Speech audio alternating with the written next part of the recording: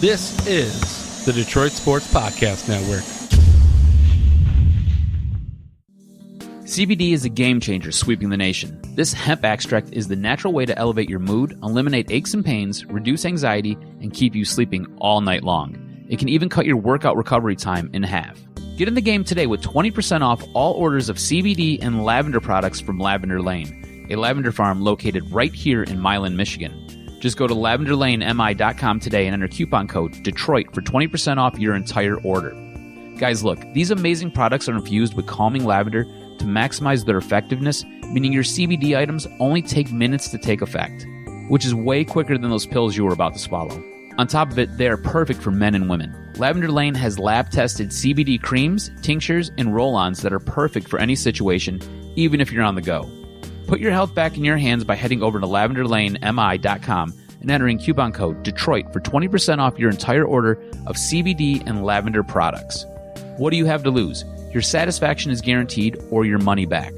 So if you need lavender gifts for your loved ones or just looking for the natural way to ease your discomfort with CBD, go to lavenderlanemi.com and use coupon code DETROIT to unlock these miraculous benefits of CBD and lavender.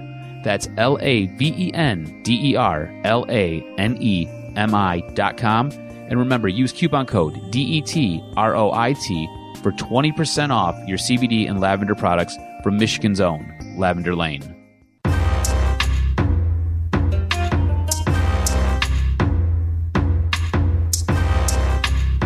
Welcome in on a Monday to Detroit Sports Podcast, the Monday Mashup. Shane Orling and Kevin McCann, and for the first time in a long time, we are going to mash things up and start with a non-sports topic because it's Star Wars Monday. It is. And Star Wars released to... We should have played the Star Wars theme music. Dun, dun, dun, dun. I can't even... I'm at a point right now, I don't even want to hear the Star Wars theme music. I don't want to... I need a palate cleanser after seeing Star Wars. Kevin hasn't seen Star Wars, so full disclosure, he's about to have the plot spoiled for him. Yes, there are spoilers. If you haven't seen Star Wars, as much as I think this movie is an awful steaming pile of horse shit that not only disrespects every prior Star Wars movie, but also disrespects movies in general, I don't want it to be spoiled for people who like Star Wars, so there is a spoiler alert. You may want to skip 10 to 15 minutes or so until you stop hearing Star Wars keywords, and then we'll get into Lions and Michigan State football and the NBA. We have a lot to talk about, but I want to start with Star Wars because I saw it on Friday, and everybody that I saw it, I was super excited. Big Star Wars fan. I've seen all the movies. I saw it with my parents, and they're also big Star Wars fans, so we've all seen it all, and we go into the movie excited. And we come out of the movie, and none of us enjoyed it. I turned to my mom immediately when it ended, and I just told her, I think I hate it. There's something about that feeling when you walk out of a movie, where you just look at everybody you're with and be like, wow, that was really unpleasant. I didn't like that at all.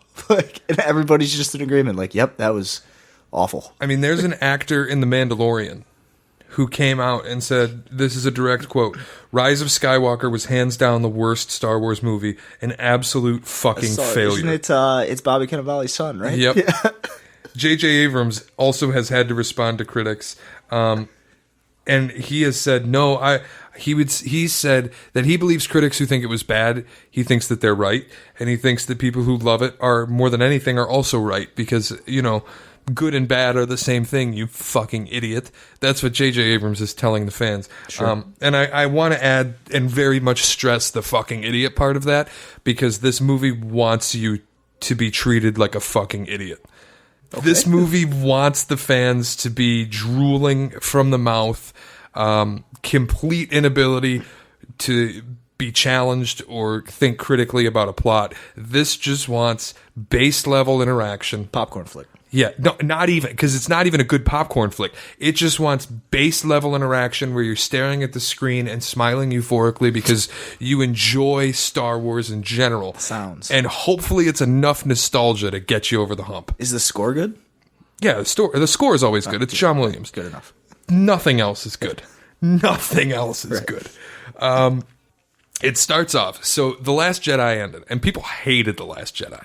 I don't remember what happened. I only saw it once. So people hated it because it made Luke a whiny bitch, and like he failed with Kylo Ren, so he went and hid. And people hated it because they wanted him to be this like god, and he wasn't, which is actually, surprise, better character development that he has to grapple with failure instead of just being a cheat code. Right. People didn't like that, and then they also had problems with the Asian character who was introduced to be Finn's lover. Right. She is effectively written out of this movie, by the way. Didn't even bring her into it. So the incel Reddit folks that were very racist and very incel on her Instagram page literally bullied her off of Instagram. This is just facts. This is not my opinion that they were racist. It's not my opinion that they are incels.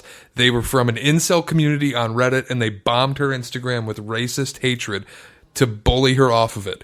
Disney kowtowed by writing her out of the movie.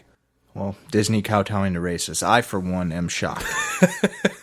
So anyway, Rise of Skywalker starts with a title crawl that says, "The dead speak."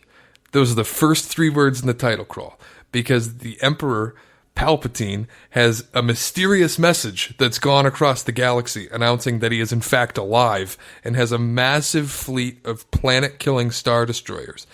Every Star Destroyer he has a Death Star cannon. Why? Because. There's no, like, how did they get them? No. Where did they come from? How did he build these? We don't worry about that. How did he survive? It's not important. It's not important. Don't worry about how he survived. We'll fix it in post. Oh, by the way, he also was Snoke. Oh. In fact, when Kylo finds him in the first 5 minutes of the movie, hiding in a basement with a bunch of flashing lights, he walks in and there's a canister with Snoke in it. And Like the an urn? Emperor...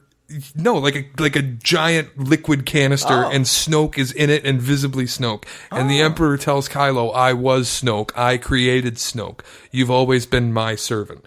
So already you've trashed Return of the Jedi. Yep. Because Return of the Jedi ends by Darth Vader going back to the light side and throwing the Emperor off of the thing, bringing balance to the Force. Turns out the Emperor's been alive. You've already trashed the end of that movie. Okay, so that one's null and void. Thank you, Rise of Skywalker. This is all at the Sith homeworld, where, by the way, there are like 1 million Sith, all in hoods and chanting the entire movie for no reason. It's all in blue tones with lightning strikes. So the reason that Kylo finds his way there is he's on this other planet that they never name, killing a bunch of people who they never name, and then he picks up this object that they don't name initially, but it turns out it's just simply called a Wayfinder. That's interesting. Great name for an object. What does it do? It finds your way to the Sith homeworld. Pretty self-explanatory. Yeah, you plug it into your ship, and it takes your ship to the Sith homeworld. So they could have just like called it a compass. Correct. So then it goes back to our good friends Poe and Rey, and they're doing all this bullshit, jumping through light speed, and then they go on this big mission where they have to find a different Sith Wayfinder, because there are 2 Sith Wayfinders, Multiple which is Sith Wayfinder situation. Yeah. extremely convenient that there are multiple MacGuffins and everybody gets one. And they have to go find it so that they can then take it to go to the Sith homeworld and confront the Emperor and his fleet and destroy it before the Emperor can kill every planet. So they go to this Burning Man festival. And that's the best way I can describe it. It quite literally... Just out of nowhere, there's Burning Man. In the middle of the desert, and it just, you walk right into it. They go to this desert planet where supposedly the Wayfinder last was, and it's a Burning Man festival where people are throwing paint on each other, and there's paint bombs. And, It's like Dayglow. Yeah. Oh, yeah. Great. And they're all singing and shit. Shout out to 2013. And somehow, so this has all happened, by the way, in the first 5 to 10 minutes of the movie. It moves so fucking fast that it never gives you an opportunity to like stop and think about what's going on. It never gives you when there are plot twists, and there are many, it never gives you an opportunity to stop and think, what is the weight of this? Because somehow Kylo Ren finds out that they're on this planet, and he tracks them there, and the stormtroopers find him. But then Lando Calrissian, out of nowhere, also is on the planet. Billy D? Yeah. Billy D? Yep. Hey. Kills a stormtrooper, brings them in, and he's like, yeah, listen, I was here. Me and Luke were on this mission to find this Sith Wayfinder. I know Luke never told you about it, but we went to this ship, and it wasn't there. But this is where the ship is, so you can go check it out. So they go to where the ship is. I'm in for Billy D. Well, he's good, but he's only in it for like 5 minutes.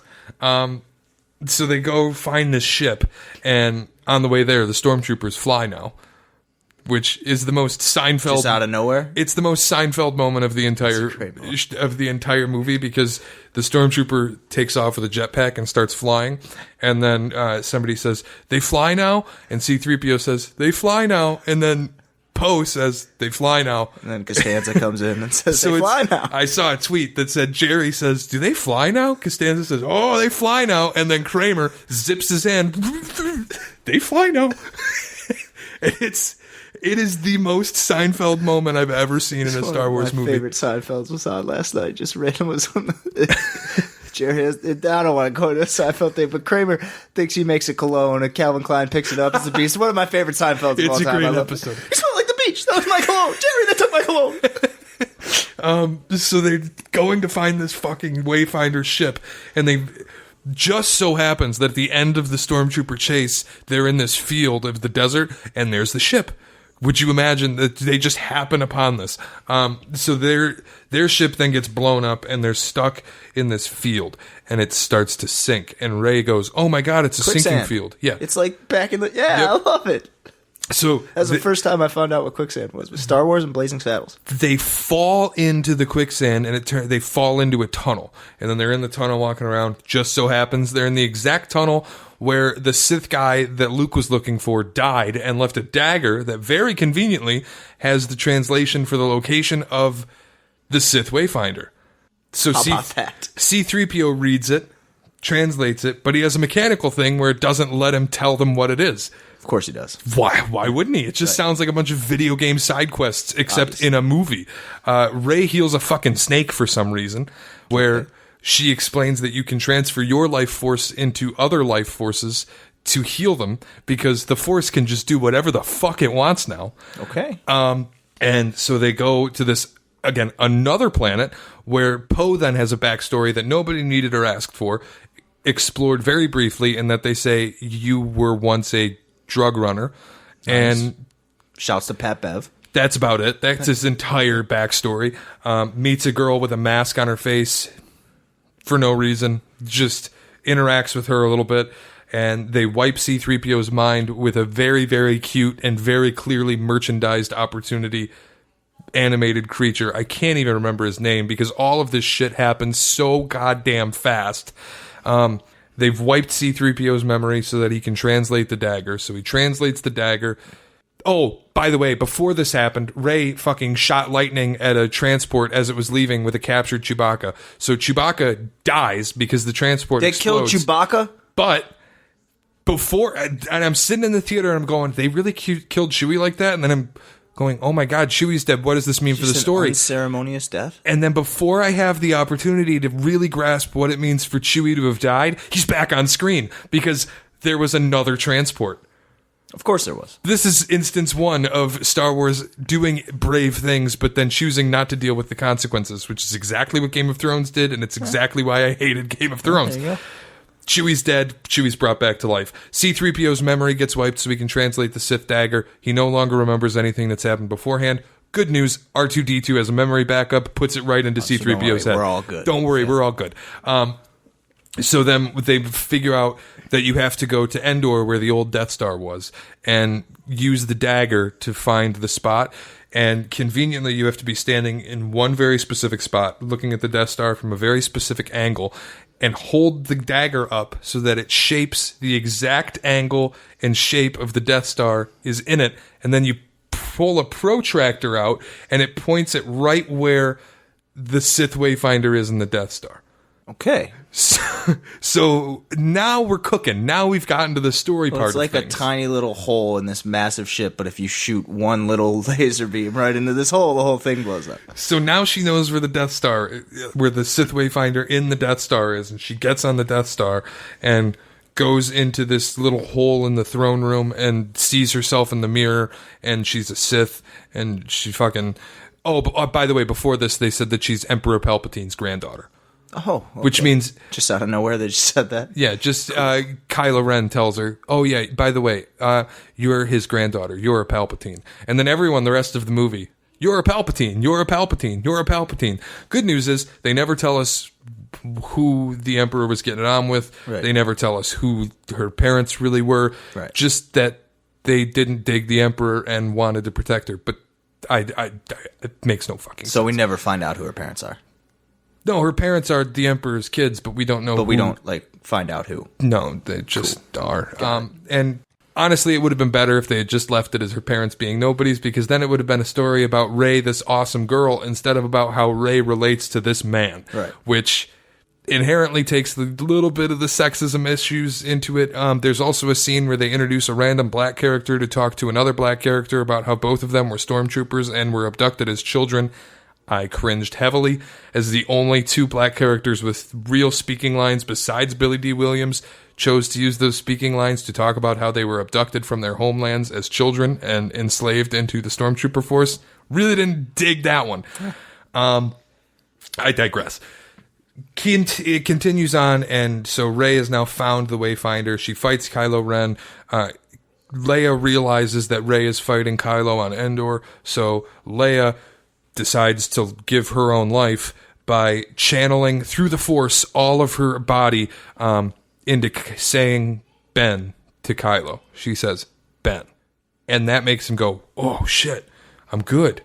If this sounds like Batman vs. Superman, that's because the guy who wrote Batman vs. Superman wrote this movie.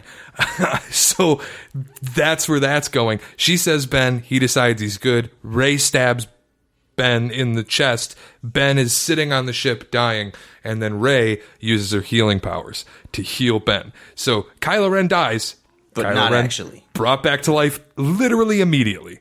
But Carrie Fisher's actually dead. Yes. Okay. Rey then gets in his ship and leaves, and takes his Wayfinder and goes to find the Sith homeworld. Kylo stays there and hallucinates Han, and Han says, hey, you're still alive, Ben. Kylo Ren is dead. You're good now. And Kylo goes, oh yeah, you're right, Dad. And sorry for killing you, by the way. Throws his lightsaber into the ocean, which, redeeming Kylo Ren, not the worst idea. Doing it without showing any of your fucking work really sucks. So then it goes on. They get to the Sith homeworld. There's a big exposition dump. They find a way to battle. Oh, by the way, all of the Star Destroyers have planet-killing weapons so that we can artificially raise the stakes, because if these things get off the ground, they'll go destroy all the planets. But it never really raises the stake because it never stops to give me a chance to fucking care, which is a big part of creating a narrative. Make me care about it. Right. Never did that. Rey goes to confront the Emperor, and the Emperor starts telling her, like, whatever, I needed my granddaughter to be a Sith. And Kylo then shows up at the planet, and somehow, I don't even remember how he got a ship, to be honest with you, but he somehow shows up and follows her into the basement where the Emperor is. And then his Knights of Ren also are there and are just dudes with hammers. And they try to fight him, but I thought they were loyal to Kylo, not the Emperor. But apparently they're loyal to the Emperor. So they try to fight him while Rey is doing this ceremony where she's going to kill the Emperor and become Empress and leader of the Sith. And instead, she puts the lightsaber behind her back and then uses the Force to give it to Kylo, because you can just move things through the Force now, too. The Force, well, you could always move stuff through the Force. But this is like, she holds it behind her back, and Kylo has his hand behind his back, and then Kylo lifts his hand up, and he's holding her lightsaber. And they're in that's a weird one. They're in completely different. I've seen the hold my hand up and my lightsaber comes flying to me through the that one's a classic maneuver. They're in different rooms. They aren't anywhere near each other. Okay. And she holds it, and they're like communing. I'm thinking through like the Force. down a hallway. She puts it behind her back. It goes flying through the air. It's like in The Last Jedi where they could see each other, but they were in very different places, and they would talk to each other. Okay, gotcha. Also, Luke shows up as a Force ghost and says everything I said in the last movie was wrong. So she didn't just like send her lightsaber flying through the air. She moved it through space. No, she's like, standing still, and he's in a different place. Yeah, he's in a wholly different room fighting a bunch of people, and he doesn't have a lightsaber because he threw his bad lightsaber teleported her into the lightsaber. ocean. She didn't just move it through air. I forgot to mention, it's Leia's lightsaber because, by the way, off screen, Leia was a trained Jedi who had a lightsaber, but then gave it up when Kylo fell to the dark side. Naturally. Right. But this had to happen because Kylo needed a blue lightsaber at the end of the movie. Obviously, had to be blue. Through time and space, using the Force, it has gone to Kylo now. Right. And then Rey uses the other one to fight all the guards who are then fighting her while the Emperor gets comically pulled away on this like thing that's carrying him. So then Rey and Kylo meet up, and the Emperor suddenly turns into a Dementor and steals their life force to like fully regain his power, and then starts shooting spaceships out of the sky with his lightning. When I tell you this movie sucks, I mean it sucks. I didn't see that coming. So then, a lot of these have been thrown for a loop, but the Emperor turning into a Dementor and shooting ships out of the sky I did not see that one. And then he pushes Kylo off of a cliff. Of course, in the basement, and Kylo falls, and you're like, "Oh my god! All right, Kylo's dead." And then Rey is like, "But wait a minute, I can deflect your lightning with my lightsaber." And he's hitting her with the lightning, and she's standing there deflecting it back. And then she force pulls Kylo's lightsaber, which was her old one, and she goes. He says, so this is before you saw Avengers Endgame, right? Yeah. So at the end of Endgame, how Falcon is like, I'm on your left, and then all the Avengers show up. Mm-hmm. Poe at one point is like, we just don't have enough to get it done. I thought people would come help. And then Lando chimes in and goes, we're here. And he goes, oh my God, help. And he pulls up over the top of a ship, and there's a whole bunch of ships. And it's supposed to have the exact same effect as Avengers, except I don't know who the fuck is in any of these ships. And then at the end... That was a badass scene in Avengers when they all... It was. Didn't work in Rise of Skywalker at all. And then literally, when I tell you they copied the climax directly from Avengers Endgame, the Emperor. See, I can't even remember who the fucking villain is anymore. The Emperor's hitting her with the lightning, and she's using the lightsaber, and he goes, I am all of the Sith. This is what he says. And Rey, channeling all of the Jedi, says, and I am all of the Jedi. I am Iron Man. Yeah. I am all of the Jedi. And then she whips out a second lightsaber, because apparently if you have two lightsabers, that's what deflects lightning. Right. And she uses the lightning to kill him. Gotta have double lightsabers. All anyone ever had to do the entire series was have two lightsabers, apparently. And then at the very end, she goes to Tatooine and buries Luke's lightsaber in the moisture farm where he desperately wanted to get the fuck out of. Right. Buries Leia's lightsaber there, too. She never fucking saw the place. And then somebody says, hey, who are you? And she goes, I'm Rey.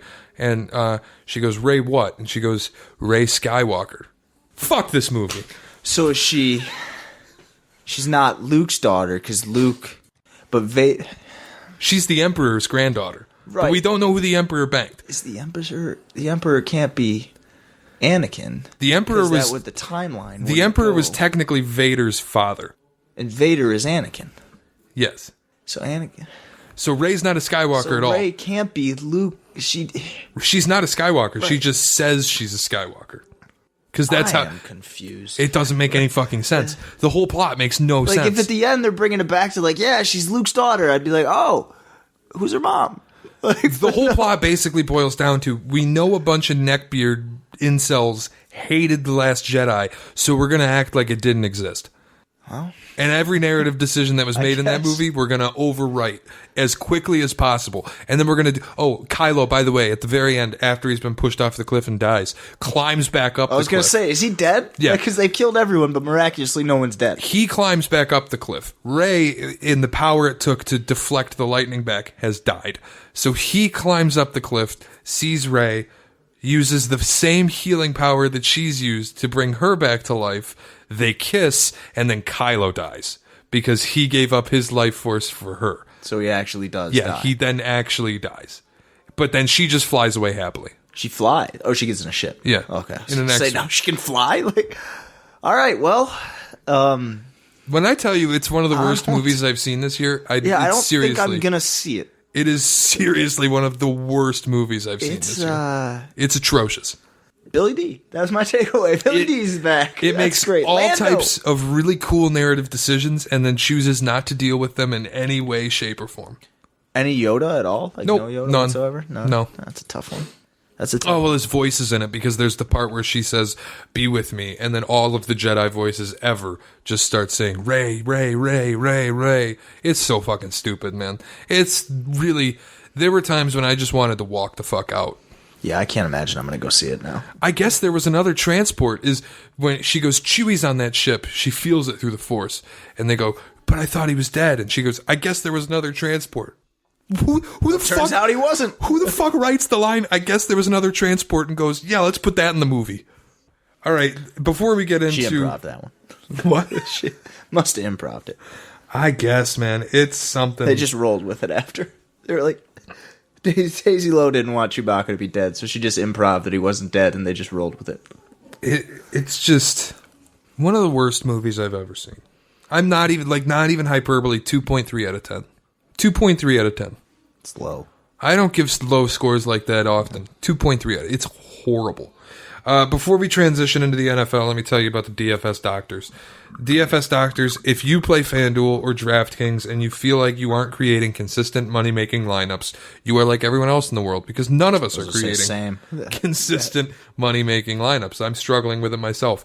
But you can head over to the DFS doctors, at the DFS doctors on Twitter, and you can send them a DM. These guys actually do have success.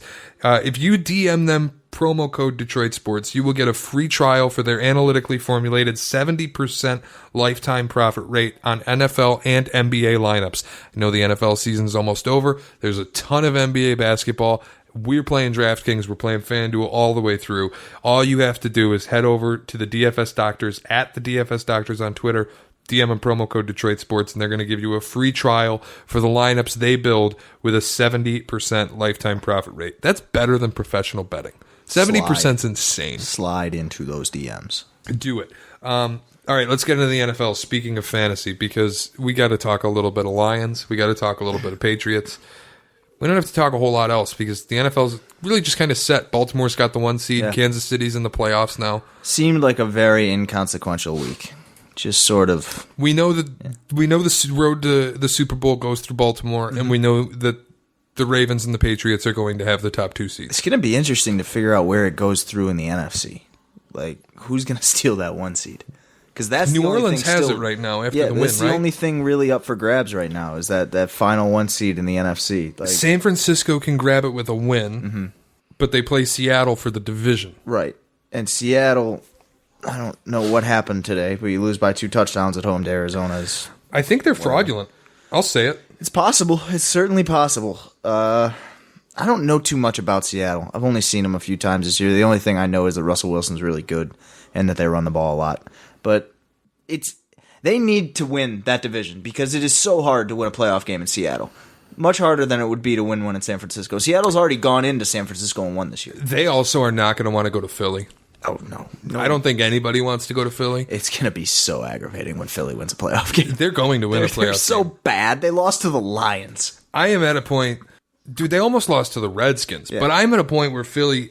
They're going to win a playoff game. That's so sad. They're going to host a playoff game.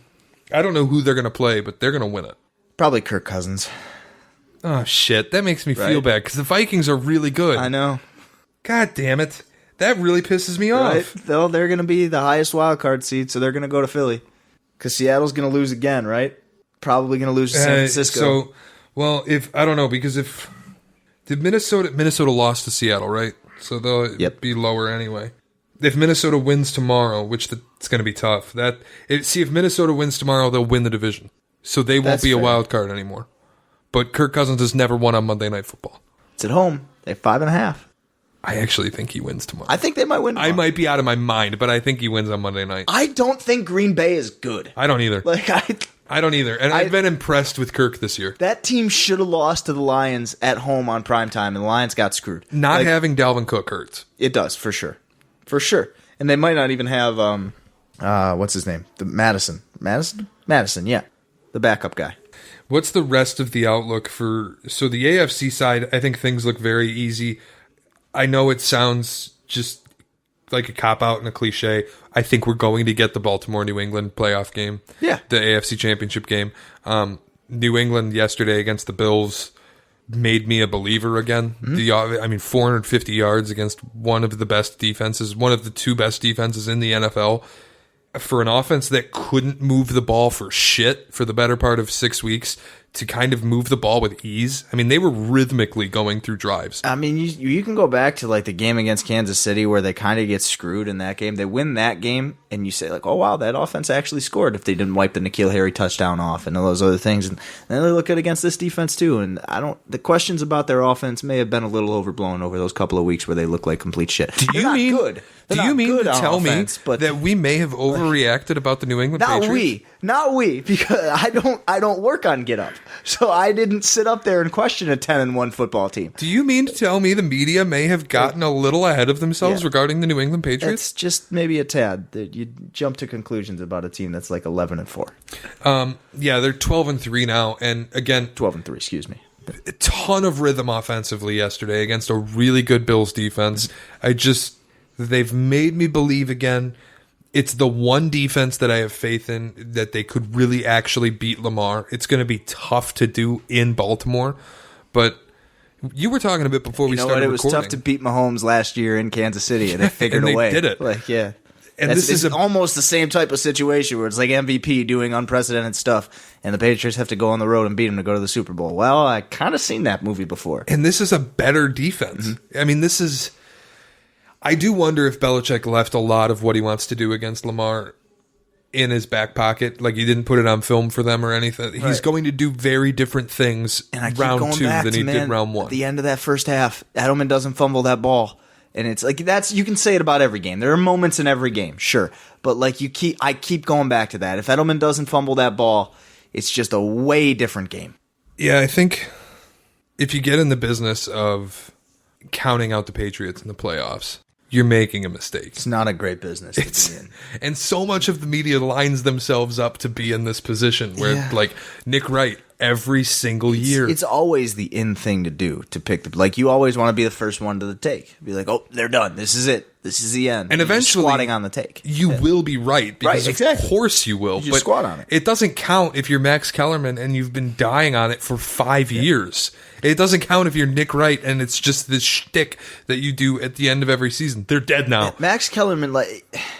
You can't say something in 2016 and then when it finally happens in 2021, be like, see, I told you. It's like, no, dude, they won 4 Super Bowls in the last 6 years. He was trying to do that too. People shut him down on First Take, and he's like, I told you the cliff was coming. And they're like, Max, shut up. 4 years ago, Max. Like, how long can they be on a cliff? To be fair, this is going to be, if there were ever a season where you were like, I don't think the Patriots are going to make the Super Bowl, and you hoped to be on the right side of that take, this is the year. This year or last year, really. Like, think about what the Chiefs were last year. Like, everybody thought they were an absolute juggernaut.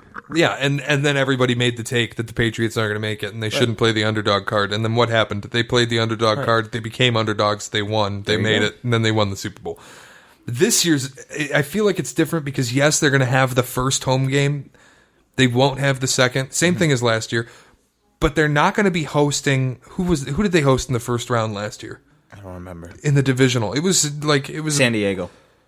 Oh, yeah. And it was a blowout. It was a bye virtually because Anthony Lynn thought he could run the same eight defensive back look. That game was over in 3 minutes. Yeah. It was over so fast that game was over. Brady dissected 8 defensive backs like it was nobody's business because you're out of your mind if you want to run dime against Tom Brady. Absolutely picked him apart. This year you're going to host the Kansas City Chiefs in the divisional round, assuming they get past the Titans or the Steelers, which pretty sure they're going to get past either the Titans or the Steelers. They both lost today, but the Titans jumped them.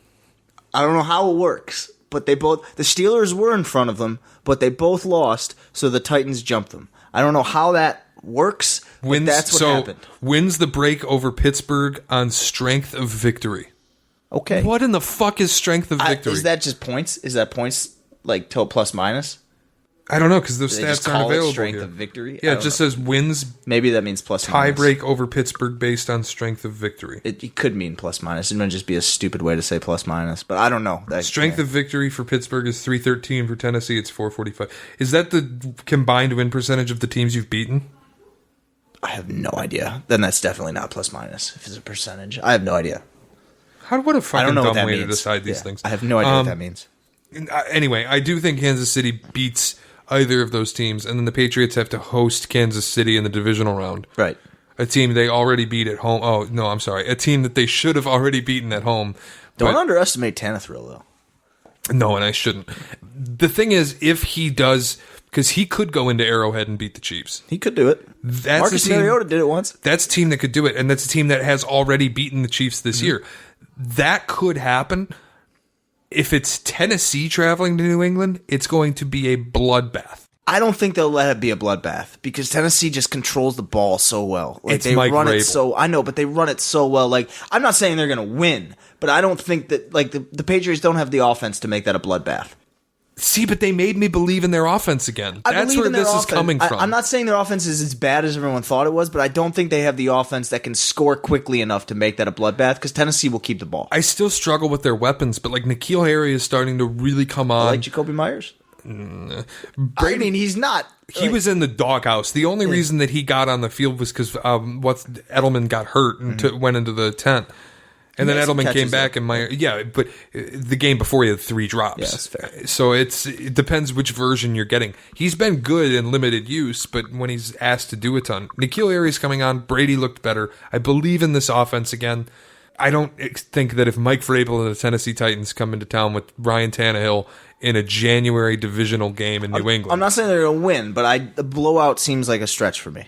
Yeah, I don't know the Patriots can blow anyone out right now. It'd be tough. The Lions made an announcement this week that they're going to retain their head coach and general manager with the expectation that they will compete for the playoffs. Kill me swiftly. Just do it. Just get it over with quickly. 'Cause All year we've been talking about these guys need to be fired. All year. I just don't understand. I don't get it. It's my football outlook. I told you this earlier. It's so bleak for next year. Yeah, Like, what this am I is- supposed to get excited about? So we're going to double up on the football thing local football before we get into the NBA because it kind of goes hand in hand. Decision making at Kevin, your favorite NFL team is the Detroit Lions. Our favorite college football team is the Michigan State Spartans.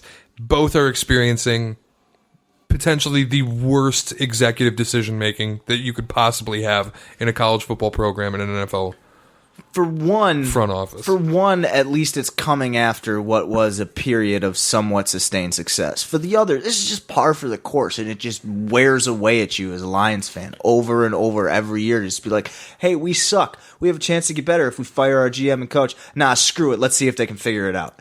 Like, what are you doing? Why are you going to let this guy draft again? What's the point? That's the bigger one for me. Not so much giving Patricia another year because whatever, but like it's year 3 for Patricia. Yes.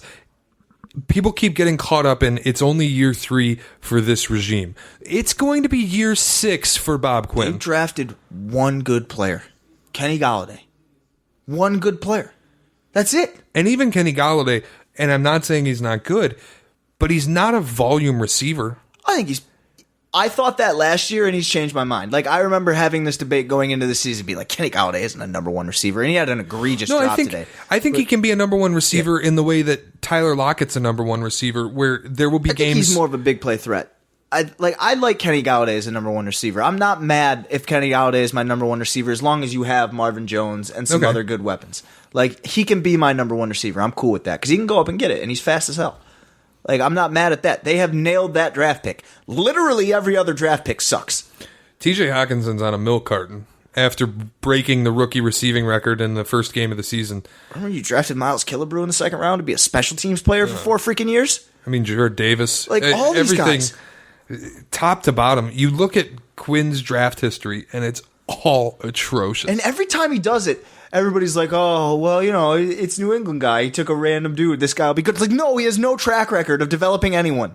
Like, every time he takes one of these random guys, I'm just like, who the fuck is that? Why did we draft that guy? I keep stressing this when everybody brings up the New England thing. He had nothing to do with player personnel or draft selections in New England. He's just a guy who worked in New England. If you think Bill Belichick was handing the keys to Bob freaking Quinn, all reports out of New England are that Bob Quinn and Matt Patricia were best buds who used to trade farts in a room off the side of the front office. They didn't have a ton to do with game planning. They didn't have a ton to... Matt Patricia called plays defensively. Sure, he was the coordinator. It's the reason I hated for 4 years that they never fucking blitzed. Now what's happening in Detroit? And they go, well, it's Paul Pasqualoni. We just got to throw him off a bridge, and then we'll start blitzing again. No, this is where the Michigan State parallel becomes perfect. Sure. Because it's where everybody used to say, all you got to do is get Dave Warner out, and the offense will start clicking again. These stupid play calls Dave Warner likes, we got to stop doing them, and the offense will be fine. If you thought Dave Warner was calling an offense that Mark D'Antonio was not okay with, you were kidding yourself. Yeah. Mark D'Antonio wanted this offense. If you think Paul Pasqualoni is calling a defense that Matt Patricia is not okay with, you're out of your mind. Nuts. This is Matt Patricia's defense. And it's terrible. It sucks. It's awful. They let Drew Lock carve them up today. Drew Lock. I thought Drew Lock's name was Matty Mock for 10 weeks of this year. I thought that Denver had drafted Matty Mock, who was the quarterback in Missouri before Drew Lock. I did not know that Drew Lock had a name. I thought that was Matty Mock. For 10 weeks this year, I thought his name was Matty Mock. I'm a little high on Drew Lock. I think he can be a good quarterback in this league, but when you get torched by rookies multiple times, when you get torched by Mitch Drew Lock Trubisky, looked last week too. by Dwayne Haskins, by Drew Lock, by Daniel Jones, enough. What are we doing? He got torched by Sam Darnold on Monday night last year. What are we doing? Enough. I don't get it. That's where you give him year 3 and you're like, well, maybe year 3 it'll click. Maybe this. On the one hand, I start to think about it because there's going to be a lockout in 2021, and maybe you go, why would we bring someone in right now to start a new regime when we're going to have an entirely new CBA for them to work under? You can't think like that. You gotta.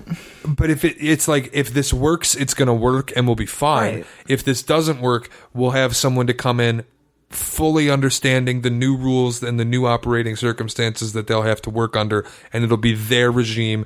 I also think, and this one is probably much more accurate, is they are fully aware that their next regime will have a different quarterback. Okay, but there's one thing I definitely do not want. If Bob Quinn says, you know what, I'll draft a quarterback in the first round this year, that'll buy me 2 more years. I'll say, let me develop this guy. That would Don't be. You dare do that shit, Bob Quinn. That would be a problem. Unless it's Joe Burrow, that would be a problem. But you're not getting Joe Burrow. Right.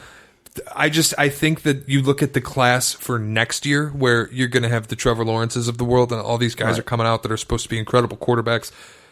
I think that the Lions and I don't know if Martha's making this decision or if Sheila's making this decision or if they're even looking at it this way, but I have a feeling that they're like, if it's going to work with Matthew Stafford, it's going to work next year with Bob Quinn and Matt Patricia and Darrell Bevell. If it's not going to work with Matthew Stafford, next year is our last time to do this. And then Stafford we'll move off of him. It's not his. Matthew Stafford is the best quarterback the Lions have had in 50 years. Oh, absolutely. It's not even close. And I'm not even trying to say it's his fault. Oh, no, I know. This is where I think it is. Right. It's just there should be. He should outlast this regime. He's young enough, and if he proves he can be healthy still, you should not be moving on from Matt Stafford once you move on from this regime. He should outlast this regime. You're not going to get a rookie who's better than Matt Stafford. Are you going to want to pay him again? That's a problem. That's where it starts to become a thing. That's where I think it's like, after this next year, it's a clean break for the franchise in Stafford, and you can do whatever you want, and you can start over with a fresh new quarterback and a fresh new regime, because they know they're not drafting a quarterback this year. That's where it's the year after will make that happen. It will just be insane to think that Matt Stafford. Can you imagine if they draft Tua? That was my immediate thought was, okay, they reach and take Tua at 7, and all of a sudden we got to develop Tua for 2 years. You can't fire me right away. I got to develop. I'm talking this year. You're going to get him at 3. Yeah, it could be anything. The obvious pick, you're not getting Chase Young. The obvious one for me is Jeffrey Okudah. Sure. If you just fucking do a Lions thing and take Tua, then yeah, Bob Quinn probably does have to stick around for a couple years. Matt Stafford will go through his entire Lions career, which, like I said, will have been the best quarterback basically in Lions history. By the numbers, definitely in Lions history. And he'll have never gotten to win a playoff game, and it won't be his fault. And that's ridiculous. We should talk about him, and we don't, which is sad. We should talk about him in the same way we talk about Barry and Calvin. It was like the Lions ruined this dude. He was the number 1 pick, golden arm quarterback, could have been a million-time whatever, highest paid dude, Pro Bowler, 1 billion yards, and it's the Lions' fault, organizationally, that they never gave him enough so that he could win one freaking playoff game or get one division championship. Like, he should get talked about the same way as Barry and Calvin. He won't because he's not the greatest running back and the greatest receiver of all time. Right. Like, those two guys are both mentioned in those conversations, even if they're not. But they both are. We'll get to that. And Matt Stafford is not one of the best quarterbacks of all time. But he is good enough to where he should have at least been a playoff guy every single year. He has that talent. And he should have been Matt Ryan. Easily. Matt Ryan, he is better than Matt Ryan. No doubt about it. And Matt Ryan's been MVP of the NFL. Yep. Matt Stafford should have had the Matt Ryan trajectory. Easily. You're not guaranteed a ring, but you should have been able to at least participate and get close to one. You should have gotten an MVP for all you've done in the regular season. He should have at least gotten a fucking Pro Bowl. Right. That's one of the more shocking things. He has Hall of Fame numbers, just number-wise. Not wins, but number-wise. He has Hall of Fame numbers. I'm glad that you brought up, now we're talking Hall of Fame and greatest of all time. I'm glad you brought it up because the NFL released their list of 100 they're doing the 100 greatest players by position, and they put all the wide receivers in. White receivers in. 5 white receivers. Yeah. Larry Fitzgerald, Randy Moss, of course, Jerry Rice, of course, the two greatest wide receivers of all time. Absolutely. Left off of this, and there were, 10 receivers on this? 10, yes. No Terrell Owens. None. And no Calvin Johnson. Marvin Harrison was on there. Marvin Harrison. Noted murderer. Marvin Harrison. Did you see? Yes, I saw Terrell Owens' tweet. So Terrell Owens pulled up the Marvin Harrison literally murdered someone and quote tweeted it and tagged the NFL. And Someone threw a pebble at Terrell Owens, and he turned around and fired off a sawed-off in their face and called it even. All I can say is I hope somebody's checked on T.O. today, because anytime that somebody draws attention to Marvin Harrison, I get a little worried that Marvin Harrison might exact revenge. I get a little concerned. I just hope that somebody has done a wellness check on T.O. this afternoon. It took, 2 extra years to put T.O. in the Hall of Fame, or 3 extra years to put T.O. in the Hall of Fame? Too many extra years. Just should have gone in on the first day. Far too many. Either way. You had to know, as T.O., when you skip your Hall of Fame induction, that you're never getting... you already had no goodwill with these writers. You're never getting any back if you don't even show up and at least pretend like you're honored to be in the Hall of Fame. What a joke of a list, though, with the guys that played in the... If you have a leather helmet, I don't want you on a greatest players list. I just see this list and my initial reaction, and I know it's not just him, but he is the cross-bearer for all of these old dudes who I hate that write about the NFL. I see this list and my initial reaction is just, oh, fuck you, Peter King. Just fuck you. How do you do this? How do you justify this to anyone out there? Because I said this to you earlier, and I have a ton of respect for Larry Fitzgerald as a man. And as a football player, too. He is a Hall of Fame wide receiver. I'm not debating that whatsoever. But he played in the same era as Calvin Johnson. The same era. There is not a single season, not one, where anyone would look at those two dudes while they were playing in the NFL together and say, give me that dude over that dude. You would always take Calvin Johnson. Yeah. Everyone would. Yep. So to put Larry Fitzgerald on there and not Calvin Johnson is a travesty. And to put anyone and not Terrell Owens on there is an even bigger travesty. That's laughable. You lose all credibility when you do that. I gotta look at the NFL top 100 receivers? Yeah. They showed all the receivers that made the top 100 list. And I'm like, you have no credibility when you leave off a dude who is very clearly the third best receiver ever in Terrell Owens. Raymond Berry. Yeah. So have you heard of that guy? Nope, don't know him. He was inducted into the Pro Football Hall of Fame in 1973. Formed the iconic quarterback and wide receiver combo with Hall of Famer Johnny Unitas. All-time leader in receptions with 631 and receiving yards with 9,275. Aren't Johnny Unitas' numbers historically bad? Yes. Is he the guy? Okay, I know it's somebody who it's his numbers are freaking terrible. Terry Bradshaw too has there's a numbers. group of them. One of 6 wide receivers to win receiving Triple Crown. I've never heard of the receiving Triple Crown. Led the NFL in receptions with 66. Didn't Michael Thomas just have 113? Christian McCaffrey had more than that this year. Receiving yards, 959. Christian McCaffrey has a chance to have more receiving yards than that this year, and receiving touchdowns with 14. And he's not even the most unknown white dude on the list. Randy Moss owns the single-season receiving touchdown record with, 23? And Calvin Johnson owns a single-season yard record. Like, this is the career highs for this guy. Raymond Barry, who played 12 years, is very white. His helmet was white leather, and this is just, he's on the list. Don Hudson, 1935 to 1945. Get the fuck out of here. Famously. 35 to 45? Big D, they called him Don Hudson. Triple Crown more than once. What are his numbers in those years? It doesn't say. They're smoking cigarettes at halftime. Paul Warfield, Did they even 64 to have 77. cigarettes? Retired as the NFL's all-time leader in receiving touchdowns with 85. That record's been broken probably 7 times since. I mean, you look at Lance Allworth. Like, you look at the guys on this list. Randy Moss. Okay, finally we have somebody I can agree with. Larry Fitzgerald, who, look, I get it, but is he one of the 10 greatest wide receivers of all time?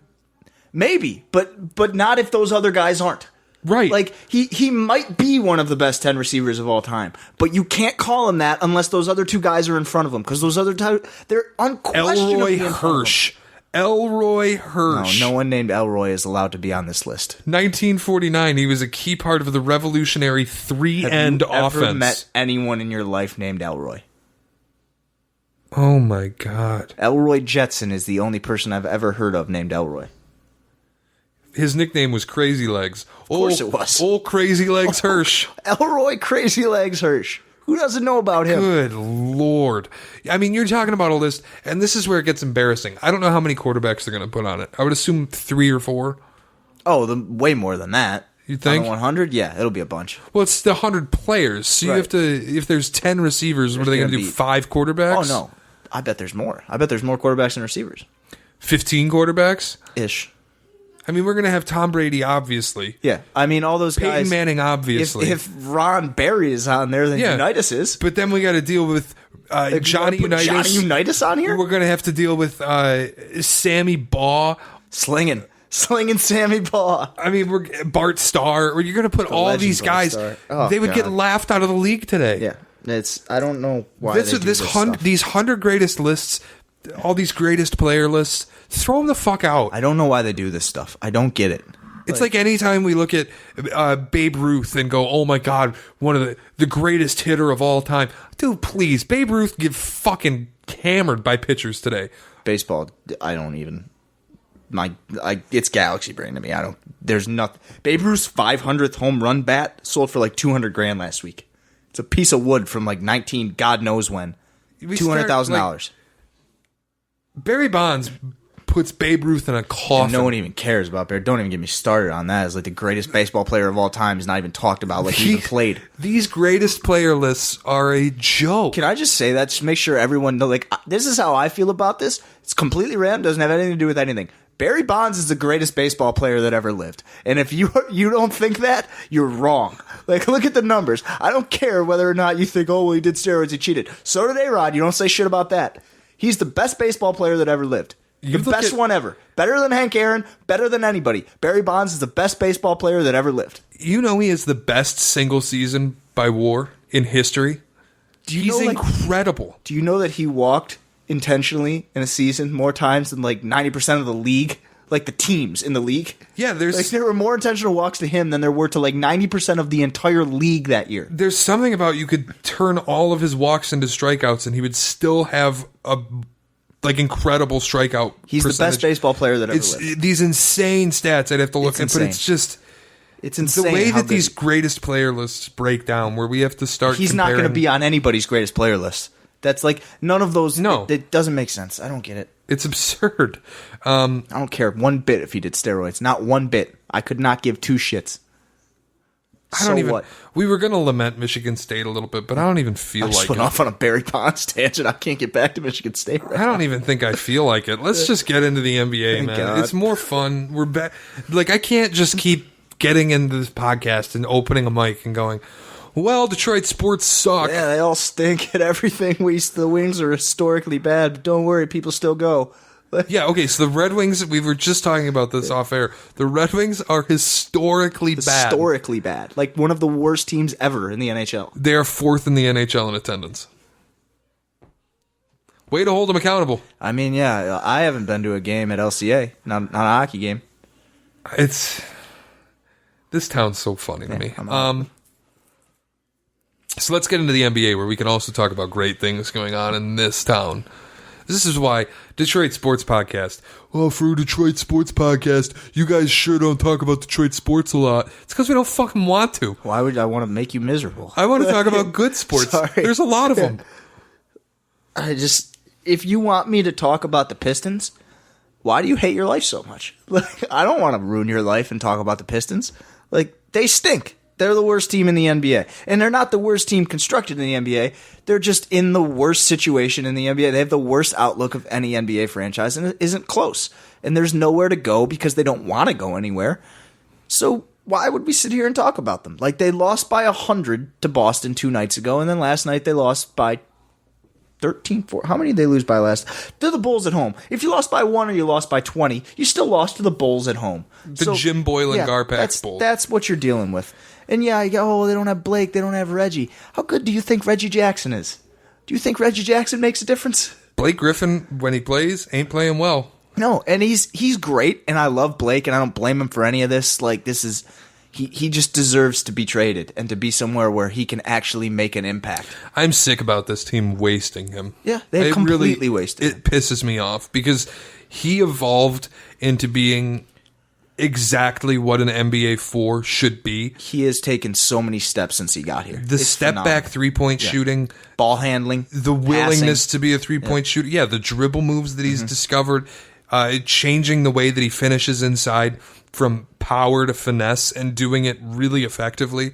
I mean, defensively, he's made improvements. And if he had never done any of that, imagine where they would be. Oh. Like, if he said, no, I'm going to Detroit and I'll just still be the same old rim-running, high-flying Blake Griffin I've always been, imagine where they'd be. He'd be a disaster. They would be even worse than where they are, which is impossible because they're in the worst spot in the NBA. He made moves to elongate his career in a way that have made him an infinitely better player, and to have him waste this as he had the best season of his career as a 32-year-old. They have nothing that fits around him for this either. Like, they traded for a dude who they thought was going to fit perfectly, but he changed his game to get way better, and then they had nothing that fit around him.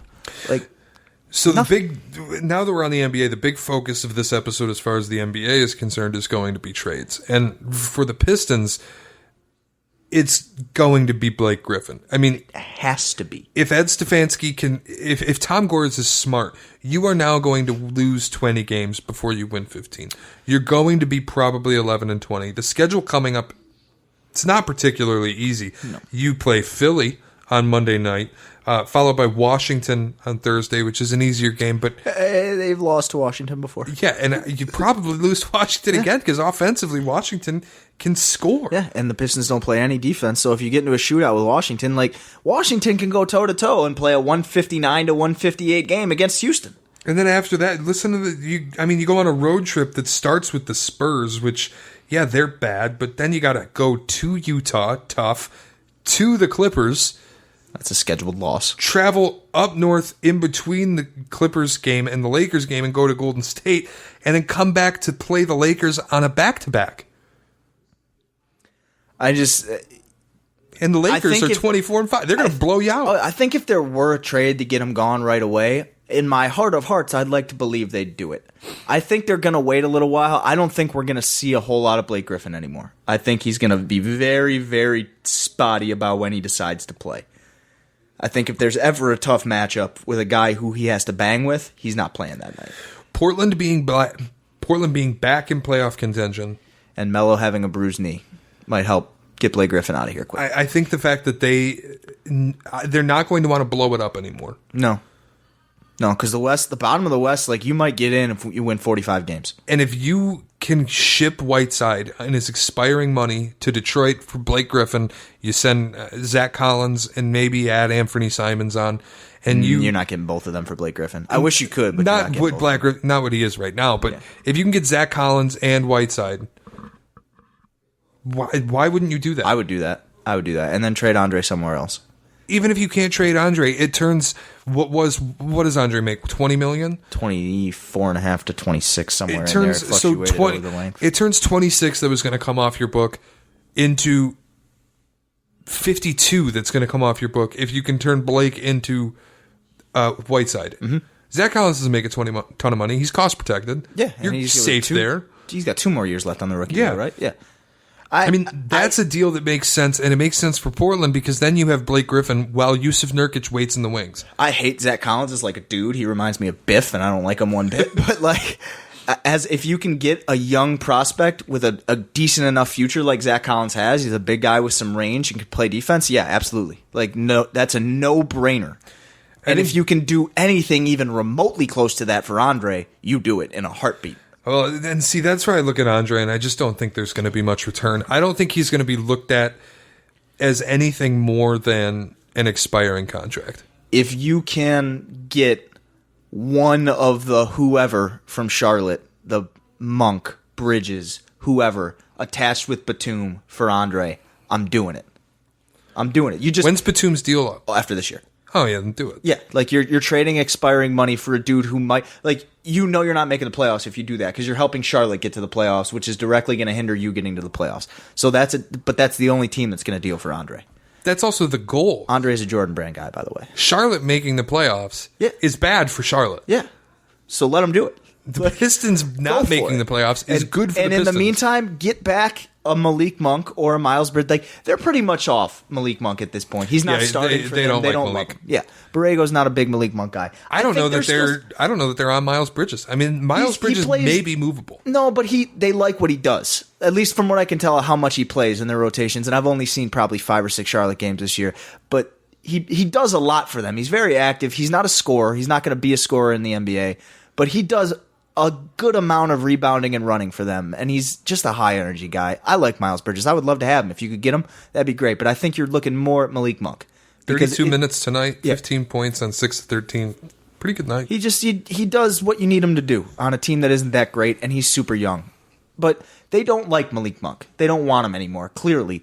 And I think if you can get him, they're like everybody who, and I haven't heard that much, but everything I've heard out of Charlotte is if they're moving Batum, Malik Monk's going to be the guy they attach to it. So I will take Malik Monk, gladly. I would love to take a guard who can score. Why not? I'd take Batum back, too. You have to just get young assets that don't cost anything. That's all you can do right now. You cannot rebuild with some big splash like, oh, we got the number 1 pick for Blake Griffin to Golden State. It ain't going to happen. The other thing is, it's been so bad for so long that it's time to just really go all the way in. It goes back 10 years. You look at the rest of the East. I mean, Milwaukee is probably going to be a short-lived experiment if Giannis leaves, but Boston at 20-7 with a bunch of young guys who are now protected and locked in. Like, Jason Tatum is getting a $180 million max contract. Jaylen Brown is there for the next 4 or 5 years. Kemba's there for 4 years. Gordon Hayward can opt in, and they have his rights. He may be there for another. Boston's not going anywhere.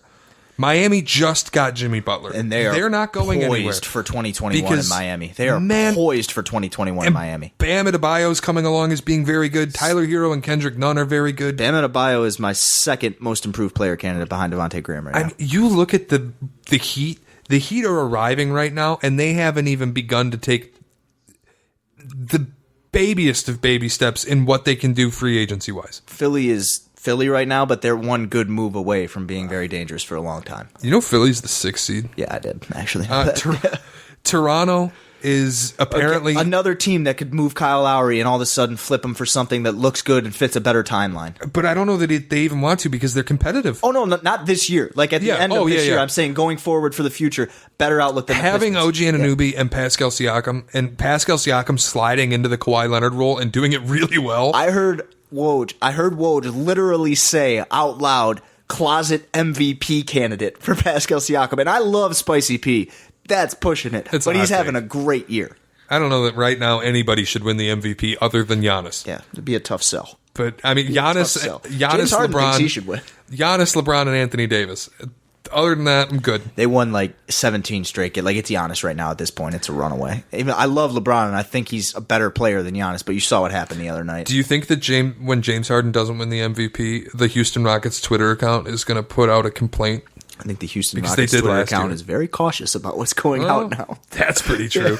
The Houston Rockets, though, are the biggest. Russell Westbrook asking for the rim to be check if it's level. Did you hear the guy on the mic when he put the level? He goes, "It's perfect." Like, he puts the level on the rim, looks back at the rim, and goes, "It's perfect." It's literally perfect. It was one of the funnier things. It was right up there with Chris Paul and his this untucked, it's delay a game. I will say for Russell Westbrook, watching that game the other night, that stretch where he just started to take over, I was like, oh damn, I haven't seen Westbrook do that since like 2016. He's starting to look making really shots, good. And I was like, damn, like when Russell Westbrook, like you didn't even remember James Harden was doing something. Like, damn, Westbrook is running this game right now. As much as I've enjoyed slandering Houston this year, they are really good. They're very good. You're right. You're absolutely right. They're really good. I don't know that they're better than the Clippers or the Lakers, but they're very good. It's not even that for me. It's just like, man, I don't know what happens when James Harden doesn't have the ball. Like I just referenced, yes, Russell Westbrook went off and took over and does that. He's done that one time this year. Usually when James Harden doesn't have the ball, they have no idea what they're doing. It's just Westbrook running something ridiculously at the rim and shooting 10 for 30 on a given night. Yeah. Like they don't have what they need. Gordon isn't healthy. They need a lot of other things. The only, like, it would be so valuable to them to be able to trade Eric Gordon, and they can't do it. Like, they signed him to an extension. He can't get traded. He's the one chip that is like, man, if they could trade, because they're not trading PJ Tucker. He does way too much for them. They cannot trade PJ Tucker. Gordon is the one dude, and they handicap themselves. People would line up for PJ Tucker, too. Oh, God, yeah. Oh, God, yeah. They can't do it, though. When you look at Philly, you'd start talking about teams that are going to have to make a trade.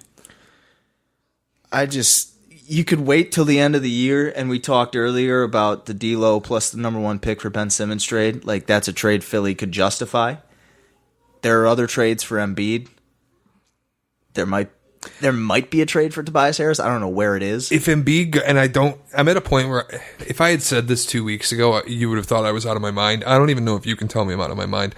If Embiid goes into Elton Brand's office and says, I don't want to play here anymore, I mean, that we're at a point. Embiid is very vocal about the fact that he's not enjoying basketball anymore, that he's not having fun. Right. It seems extremely clear that he does not like Ben Simmons. I think he doesn't like Brett Brown either. I don't think he likes Al Horford. Yeah, Brett Brown saying what he said about, I don't have that quote. I wish I had that quote. What he said about, like, you can tell his agent, you can tell his friends, you can tell whoever, I want this many threes from him a game. Said that out loud about Ben Simmons. I was like, oh, okay, we're getting to a point where Brett Brown is like, yo, you got $180 million waiting for you next year. You better start developing. Things are getting dicey in Philly because, and did you see Kevin O'Connor's tweet? KOC from The Ringer. I got to read it because it was like almost not professional the way that he worded it. Shockingly aggressive towards Ben Simmons. Sad to see Ben Simmons turn into Jahlil Okafor crossed with Michael Carter-Williams in the fourth quarter. Sixers fans should be furious about his lack of offensive development. Simmons is still a cowardly shooter, a half-court liability, and a detriment to Philly's playoff odds. You call him a coward? Yes. Oh, I'm still reeling from Ja Okafor crossed with Michael Carter-Williams that I wasn't ready for the rest of that tweet.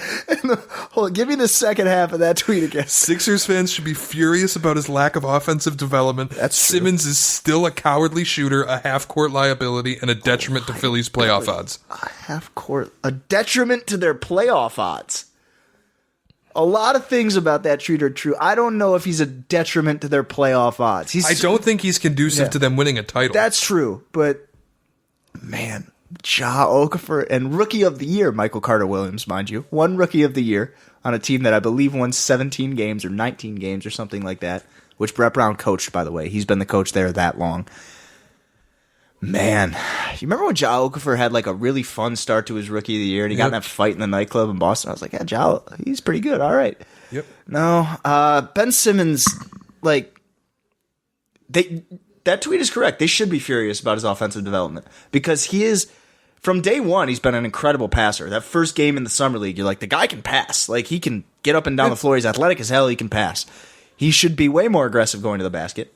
He should be. He drives and kicks way too much. He never tries to finish. He's insanely passive. Yep. For all of the God-given talent that he has, he's such a passive player. He should be way more aggressive getting to the basket, and he should be way more aggressive shooting. He absolutely should. So, yeah, they should be furious. Seems a little, maybe a bridge too far. They should be really unhappy, though. I don't know. I think we're getting to a point where furious might be the right word. If next year starts and he's making $30+ million a year and he's still not doing it, you can be furious.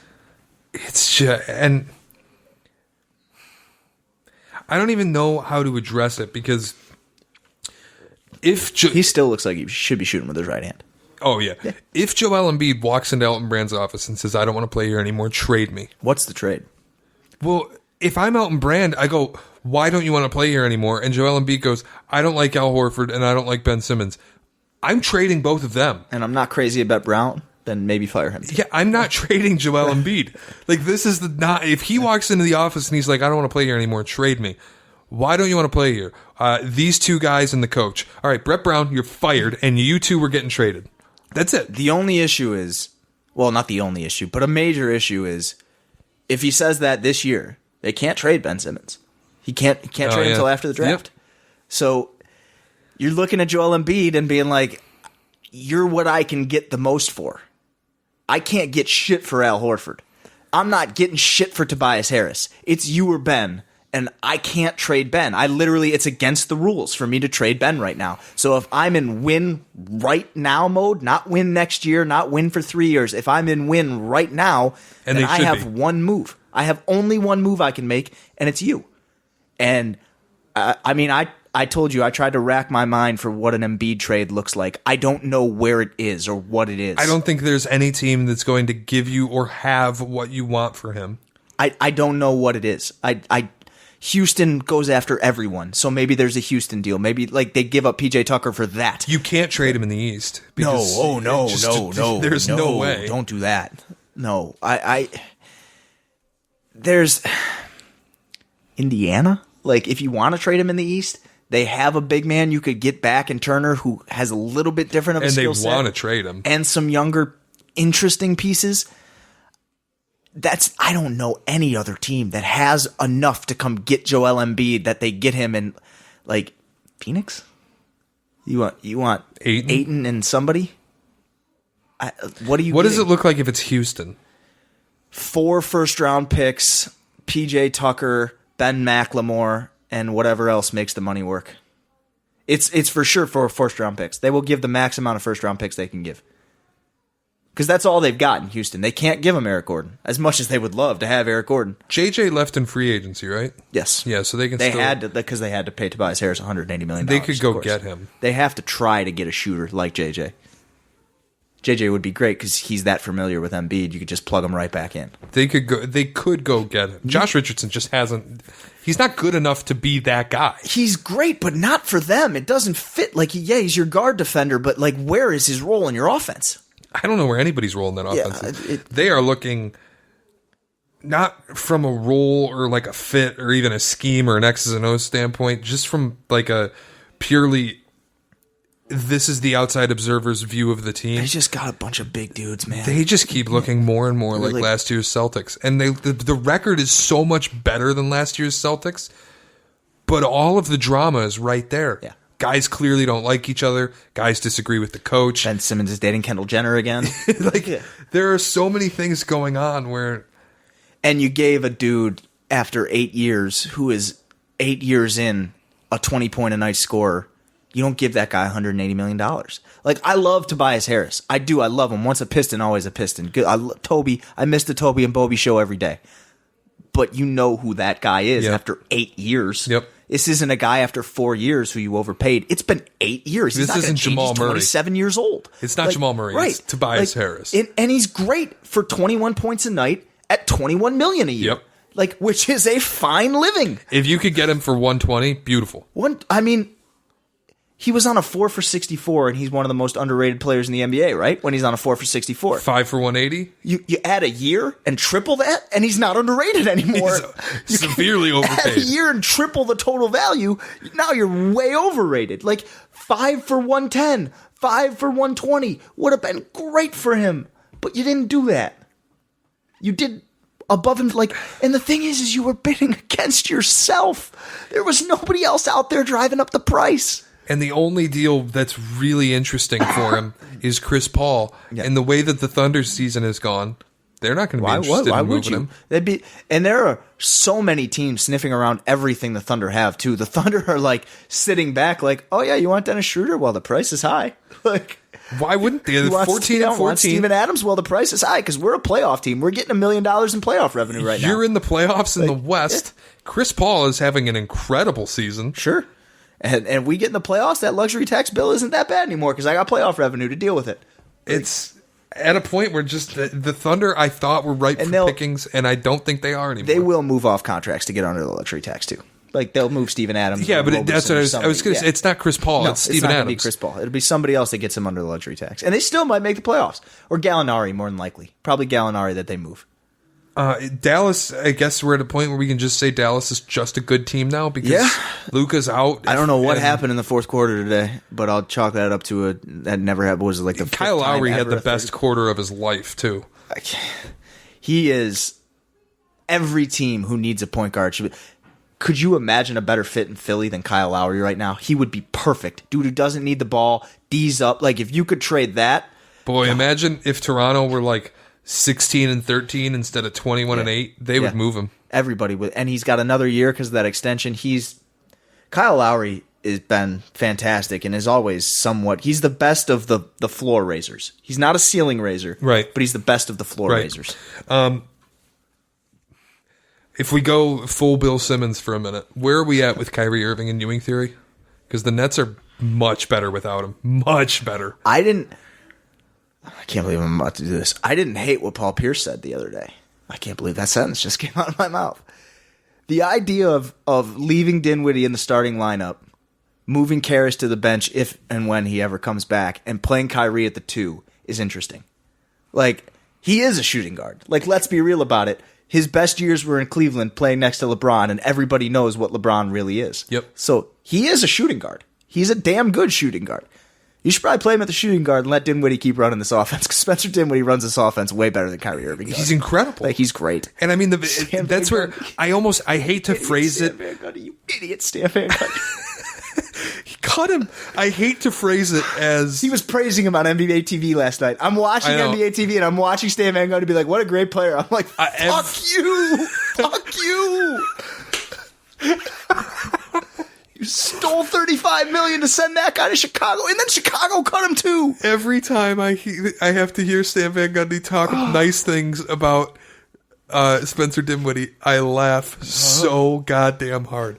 But I hate to phrase it as Ewing theory because it should just be how good has Spencer Dinwiddie been. He's so good. But it does just kind of feel like you look at the Celtics are 20-8.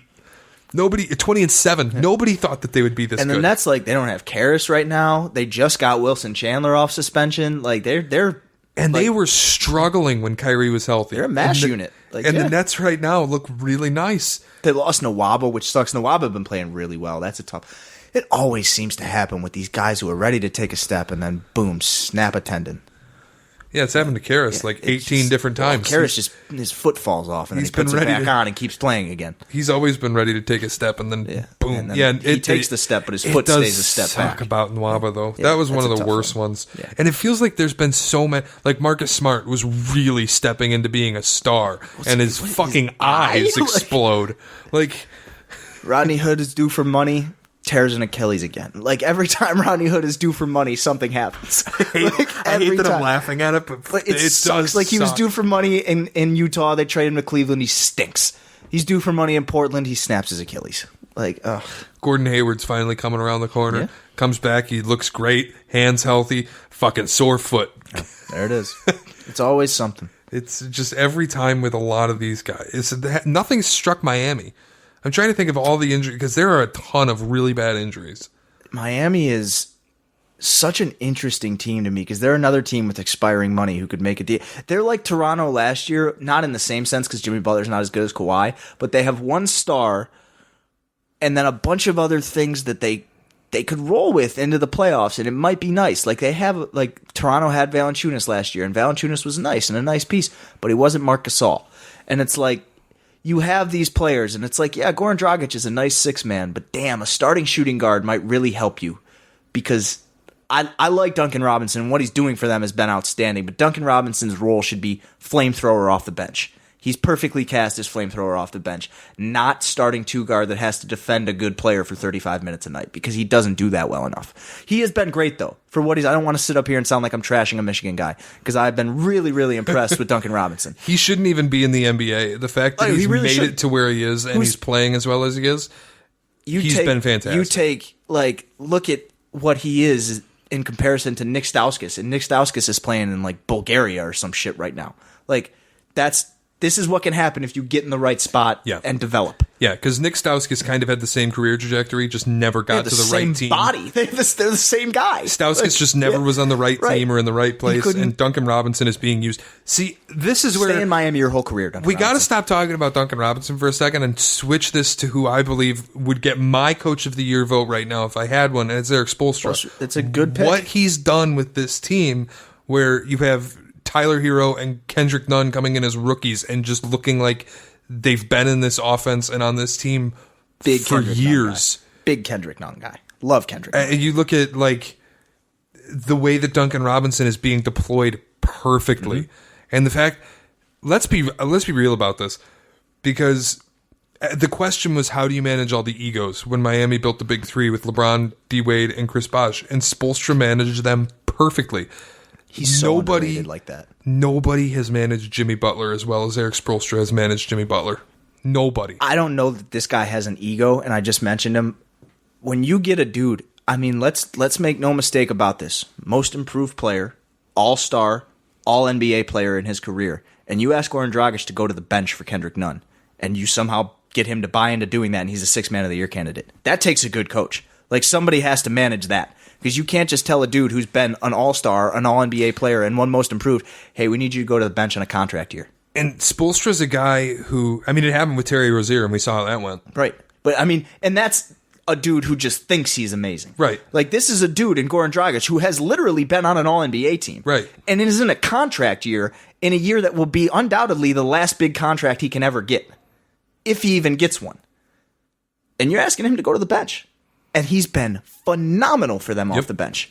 And this maybe is the best spot to end it, but this is a guy who I believe throughout his entire career has been criminally underrated as a head coach in the NBA. For sure. And I think this year he's kind of cementing himself as like, oh, whoa, holy shit. He's a damn good can coach. Really do this. For me, after they started 11-30 and then went 30-11 that year, they lost the tiebreaker. What was that, 2017? 17. The year D Wade was in Chicago. They lost the tiebreaker to Chicago. When you go 30-11 down the stretch with that team, I was like, that dude can coach. Yeah, like dude, that. You always kind of knew it because obviously he'd been in the finals and you're like, yeah, okay, but they got the big three. That year, I was like, that dude can flat out coach. Even when they had the big three and they were making the finals all the time, I never really wanted to just throw it under the bus. Like everybody goes, oh well, anybody could coach this team, and I'm like, beyond the big three, you're asking Norris fucking Cole to be a big player. Like you're getting guys out there to be in the right spots and to understand their roles in this team.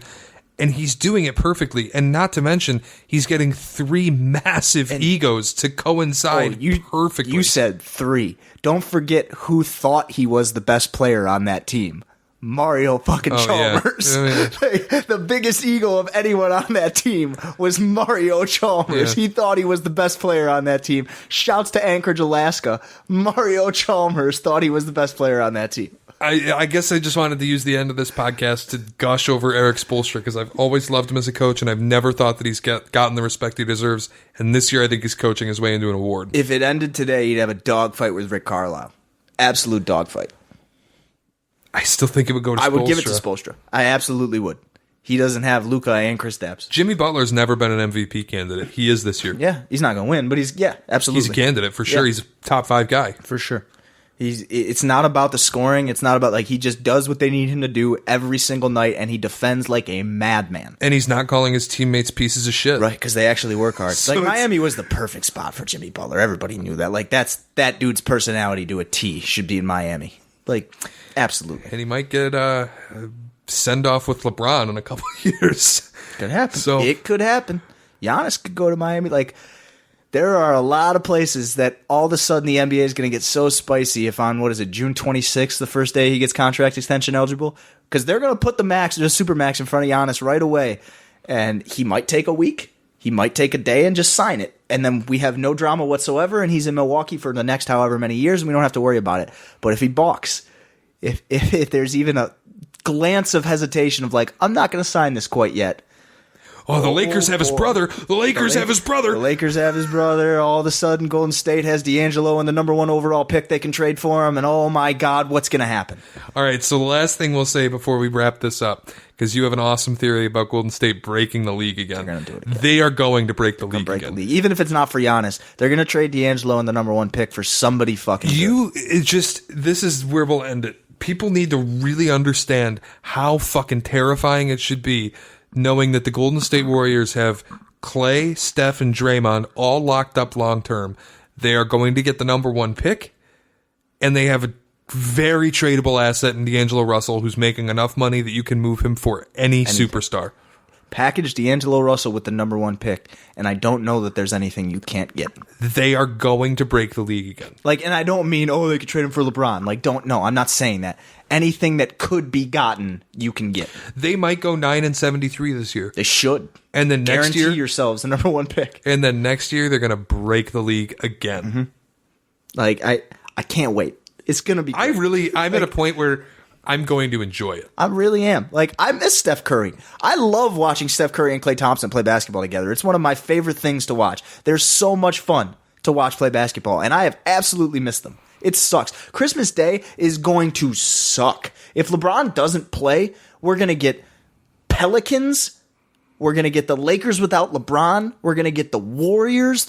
I don't want to watch any of these. Celtics Raptors at noon, and then after that, it's garbage. I'm not watching basketball at noon yet.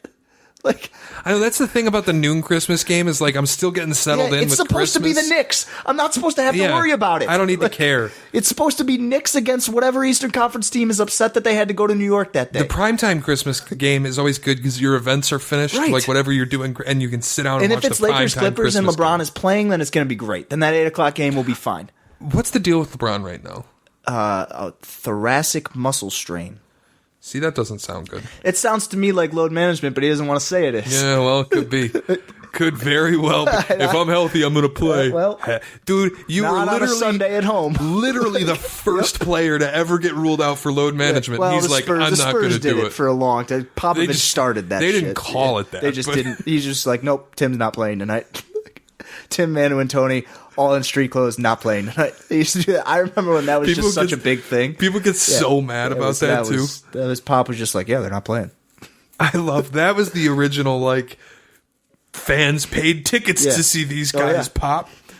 Pop did his smug look. I don't give a shit. I don't care one bit. They're not playing. Oh, I got news for those fans. They're not going to see them tonight. They're not going to see them. All right, that's all we got. We'll see you next week. Later.